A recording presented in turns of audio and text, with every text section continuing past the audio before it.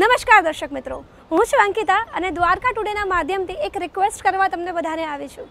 જી હા મિત્રો, એક રિક્વેસ્ટ, અંડરલાઇન જરૂર કરજો આ શબ્દને, કારણ કે દ્વારકાનો ઝળહળતો તારો કહીએ કે દ્વારકાનો સપૂત કહીએ, દોહા કતારની અંદર રહેનારો ભાર્ગવ ઠાકર જે અત્યારે પોતાની કળાના માધ્યમથી ખૂબ પ્રગતિ અત્યારે દોહામાં કરે છે અને ઓલિવ 106.3 ના રેડિયો સ્ટેશનના મારફતે ખૂબ જ એમ કહી શકું કે વખાણને પાત્ર કામ જે કર્યું છે એ છે પોતાની કળાના માધ્યમથી જે ગીત સંગીતના માધ્યમથી આગળ વધ્યા છે અને તેમને આગળ વધારવા માટે તમારો મારો અને દ્વારકાના દરેક વ્યક્તિઓનો અને સાથે મને જોનારા દરેક વ્યક્તિઓનો સાથ સહકાર અમે ઈચ્છીએ છીએ.